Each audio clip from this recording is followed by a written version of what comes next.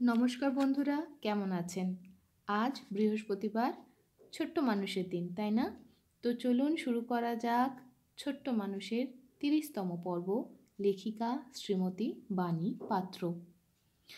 কামারপুকুর ছেড়ে বাসে চেপে ট্যাঁটারা যখন জয়রামবাটিতে পৌঁছলো তখন সারদা মায়ের মন্দির বন্ধ ছিল। বেলা 3টের পর মন্দিরের দরজা খুলবে। ট্যাঁটারা শতরঞ্জি পেতে গাছের তলায় বসে খানিকটা বিশ্রাম করে নিল।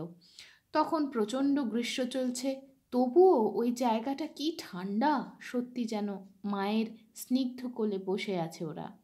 ওইখানে যেসব টুকরো টুকরো দর্শনীয় জায়গা আছে সবই ট্যাঁটারা দেখল। মন্দিরের দরজা খুলতে একটু দেরি হলো, তবুও ট্যাঁটারা অপেক্ষা করে সারদা মাকে দর্শন করলো, তাকে প্রণাম নিবেদন করলো, তার প্রসাদ পেল। ট্যাঁটা কোনো দিন যদি সুযোগ পায় তবে এই সব দর্শনীয় স্থানের কথা বিশদভাবে বলার চেষ্টা করবে। এরপর ট্যাঁটারা বাড়ি ফেরার বাসে উঠে পড়ল। বেশ খানিকটা বাস চলার পর বাস খারাপ হয়ে গেল। ট্যাঁটারা বাস সারানোর জন্য অপেক্ষায় রইল। বাস ঠিক হয়ে গেল। ট্যাঁটারা আবার ওই বাসে উঠে পড়ল। বাস খানিকটা এসে আবার বন্ধ হয়ে গেল। তারপর বাস আর সারানো গেল না। অনেকটা রাত্রি হয়ে গেছে, রাস্তার ধারে দাঁড়িয়ে আকুলে কুল পাচ্ছে না। ফেরার পথে আর কোনো বাস নেই। কিছু দূরে একটা হোটেল ছিল। একজন বলল ওই হোটেলে একটা দুর্ঘটনা ঘটেছে, এখন ওখানে পুলিশ কেস চলছে। ট্যাঁটা বলল না, ওখানে যাব না। কি করা যায়? আর একজন সহৃদয় ব্যক্তির দেখা পাওয়া গেল। ওনাকে জিজ্ঞাসা করায় উনি বললেন একটু এগিয়ে যান, ওখানে একটা বিবেকানন্দের আশ্রম আছে। ওখানে যদি মহারাজজির সঙ্গে আপনার সাক্ষাৎ হয়ে যায় তাহলে আপনার কোনো চিন্তা নেই, রাত্রিটা আপনি ওখানে কাটিয়ে দিতে পারবেন। ট্যাঁটারা এগিয়ে চলেছে, যেতে যেতে সেই আশ্রমের কাছে পৌঁছে গেল। ওখানকার একজন আশ্রমিককে জিজ্ঞাসা করতে উনি বলেন সাধারণত এই সময় আশ্রমের বাইরের কাজ শেষ হয়ে যায়। রাস্তার এপারে দাঁড়িয়ে কথা হচ্ছিল, রাস্তার ওপারে দেখিয়ে দিয়ে বললেন ওখানে মহারাজজি থাকেন। অনুর বাবা মহারাজজির কাছে গেলেন। সব কথা শুনে অনুর বাবার পরিচয় পেয়ে উনি বললেন একদিনের জন্য আপনারা এখানে থাকতে পারবেন। বিবেকানন্দ মন্দিরে সন্ধ্যাবেলায় নরনারায়ণ পুজো হয়, এত দূর এসে সেটা না দেখে যাওয়া যায় কি? আরও কিছু দেখারও জায়গা আছে। আশ্রমে থাকার জন্য টাকা পয়সা জমা দেওয়া হলো রাস্তার এপারে। আশ্রমের বোর্ডারদের থাকার জায়গা যেখানে, সেখানে ওরা চলে এলো। সেইখানে একটা ঘর ট্যাঁটারা পেয়ে গেল। একটা টয়লেট, ওর সাথে অ্যাটাচ টয়লেট ছিল। পরের দিন সকালবেলায় ওখানকার দর্শনীয় সব কিছু দেখা হয়ে গেল। সন্ধ্যাবেলায় একটা বাচ্চা ছেলেকে নরনারায়ণ রূপে পূজা করা হলো এবং তাকে দেবতা রূপে আরতি করা হলো। সত্যি দেখার মতো সেই দৃশ্য। তারপর তার পরের দিন সকালবেলায় মহারাজজিকে প্রণাম করে ট্যাঁটারা তিনজনে ফেরার পথে পা বাড়িয়ে দিল। ট্যাঁটারা বাস স্ট্যান্ডে এসে দেখে ট্যাঁটাদের রুটে কি গন্ডগোল হয়েছে, ওই রুটে কোনো বাস যাচ্ছে না। ট্যাঁটারা মহা মুশকিলে পড়ে গেল, কি করা যায়? তখন ট্যাঁটারা ঠিক করলো তারকেশ্বরের বাসে চেপে তারকেশ্বরের মন্দিরে পুজো দিয়ে ওখান থেকে ট্রেনে চেপে হাওড়া স্টেশনে এসে তারপর বাসে করে ওরা বাড়ি চলে আসবে। তারকেশ্বরের বাসে উঠে ট্যাঁটারা বসে আছে, এমন সময় এক যাত্রী এসে বললেন আপনারা কোথায় যাবেন? হয়তো উনি তারকেশ্বর বাসে বসার সিট খুঁজছিলেন। হয়তোবা ট্যাঁটাদের অলক্ষ্যে অলৌকিক কেউ সঠিক পথের বার্তা পাঠিয়ে দিলেন। অনুর বাবা বললেন আমরা হাওড়ায় যেতাম, কিন্তু ওই রুটের গন্ডগোলের জন্য আমরা তারকেশ্বরের মন্দির দেখে তারপর হাওড়া স্টেশনে যাব।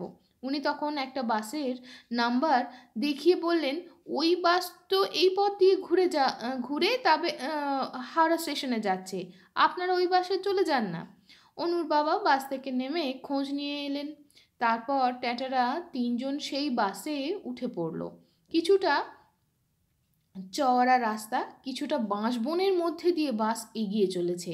হাওড়া স্টেশনে যেতে আরও 2টো স্টপেজ বাকি আছে। সেই সময় অনুর বাবা কন্ডাক্টরকে বলল, আমাদের এখানে নামিয়ে দাও।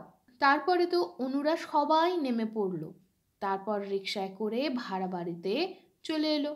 তখন অনেকটা বেলা হয়ে গেছে, দুপুর গড়িয়ে বিকাল হয়ে এসেছে। অনু আর হ্যাপি একই স্কুলে একই ক্লাসে পড়ে, তাই টাটা হ্যাপির মাকে জিজ্ঞেসে করলো, বৌদি, হ্যাপিদের ভর্তির ব্যাপারে কিছু খবর জানেন? উনি বললেন, পরশুদিন তো ওদের নতুন করে অ্যাডমিশন টেস্ট হবে, তুমি কিছু জানো না? নোটিশ টাঙিয়ে দিয়েছে তো। নোটিশের ব্যাপারে হ্যাপির মা বেশি কিছু জানাতে পারলেন না। ট্যাটার মাথায় হাত। ট্যাটা তো নিশ্চিন্তে ছিল অনুর রেজাল্ট সম্পর্কে এবং ভর্তির ব্যাপারে। তখন ট্যাটা অনুর বাবাকে বলল, তুমি একবার স্কুলে গিয়ে নোটিশটা দেখে এসো। যদিও বিকাল হয়ে গিয়েছিল, ট্যাটা বলল, বাহাদুরকে বলে নোটিশটা দেখে আসার চেষ্টা করো না। নোটিশের মধ্যে একটা শর্ত ছিল, পাসপোর্ট সাইজের ফটো দরকার আছে, হাতে মাত্র একদিন সময়। ওই দিনই ট্যাটা অনুকে স্কুলের ড্রেস পরিয়ে ফটো স্টুডিওয়ে অনুর বাবার সাথে পাঠিয়ে দিল অনুকে, যার ফটো স্টুডিও তিনি ট্যাটার সম্পর্কে মামা হন।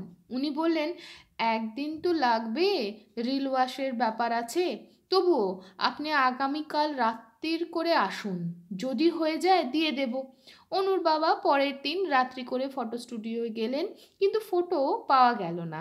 তিনি বললেন, পরের দিন সকালেই আপনি ফটো পেয়ে যাবেন। পরের দিন অনুর অ্যাডমিশন টেস্ট। ট্যাটা বাড়িতে অনুকে তৈরি করছে, আর অনুর বাবা সকালে ফটো স্টুডিওয়ে ফটো আনতে গেছে। ফটো এনে যা কিছু করণীয় সব করে তারপর অনুকে নিয়ে অ্যাডমিশন টেস্টের জন্য স্কুলে নিয়ে চলে গেল। এতক্ষণ ট্যাটা একদমে সব ঘটনাগুলো বলে গেল তো, এইবার একটু দম নিল। দম নিয়ে বলল, তারপর কয়েকদিন পরে অনুর অ্যাডমিশন টেস্টের ভর্তির লিস্ট টাঙিয়ে দেওয়া হলো। ফার্স্ট লিস্টে প্রথম সারিতে অনুর নাম ছিল। অনু ক্লাস 5-এ পঞ্চম শ্রেণীতে মাধ্যমিক উচ্চ মাধ্যমিক স্তরের বিভাগে ভর্তি হয়ে গেল। ট্যাটা হাঁফ ছেড়ে বলল, বাপরে বাপ, ট্যাটারা যদি তারকেশ্বর যেত কি হতো? ট্যাটা নিজেই জানে না, ভাগ্যিস সেদিন সঠিক পথের বার্তা এসেছিল। তো আজকের গল্প তো এখানেই শেষ। জীবনে প্রত্যেকটা চলার পথে আমরা জানি না আমরা কখন কিভাবে সেই পরম করুণাময়ীর, সেই পরম ব্রহ্মের কিভাবে সান্নিধ্য লাভ করব, কোন রূপে তিনি অযাচিতভাবে অহেতুকী কৃপা করে যাবেন। তো আজকের গল্প তো এখানেই শেষ হলো। শেষ করার আগে আমি অবশ্যই বলবো যে যেখানে যে অবস্থায় আছেন, নিজের নিজের কর্তব্যগুলোকে সততার সাথে আর ভালোবাসা দিয়ে পালন করার চেষ্টা করে যাচ্ছেন, আমি জানি কষ্ট হচ্ছে, কিন্তু হাল ছাড়বো না আমরা কেউ, তাই না? তাহলে আজ আসি, শুভমস্তু।